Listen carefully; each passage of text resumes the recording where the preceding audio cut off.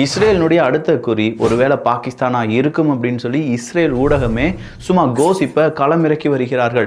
கோசிப்பு உண்மையா மாறும் பட்சத்தில் இஸ்ரேல் பாகிஸ்தானுக்கு எதிராக நடத்தக்கூடிய தாக்குதல்ல அமெரிக்காவும் எதுவும் செய்ய மாட்டாங்க, சீனாவும் எதுவும் செய்ய மாட்டாங்க. ஐயா பாகிஸ்தான், ஆல்ரெடி நீ தீவிரவாதத்தால படுத்தே கிடக்க, உன்னால எந்திரிக்கவே முடியல, உன்னுடைய பொருளாதாரத்தை எழுந்து நிப்பாட்ட முடியல, உன்னுடைய அரசியல் ஸ்டெபிலிட்டி அப்படிங்கிறது ரொம்ப கீழே போயிட்டே இருக்கு.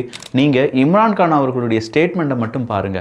ஆப்கானிஸ்தான் அப்படின்னு சொல்லி பாகிஸ்தானுடைய நட்பு நாடு ஒன்று இருந்துச்சு, அதில் இந்த முனீர் மாதிரியான ஆட்கள் சேர்ந்து சும்மா கோலம் போட்டு துவம்சம் பண்ணி ஒரு அலங்கோலம் பண்ணிட்டாங்க.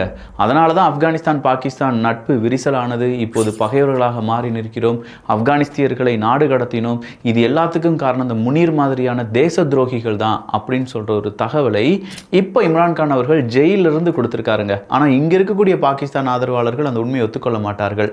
பாகிஸ்தான் அழிவை பாகிஸ்தானை தேடிக்கொண்டது. இன்னைக்கு பாகிஸ்தான் எப்படி இருக்க வேண்டும் அப்படிங்கிறத முடிவு செய்வது அங்க இருக்கக்கூடிய அரசியல் தலைகளோ அங்க இருக்கக்கூடிய அரசு அதிகாரிகளோ கிடையாது, அங்க இருக்கக்கூடிய தீவிரவாதிகள். அந்த தீவிரவாதிகளுக்கு ஒத்து உதவக்கூடிய இராணுவ ஜெனரல்ஸ் அப்படின்னு சொல்லலாம்.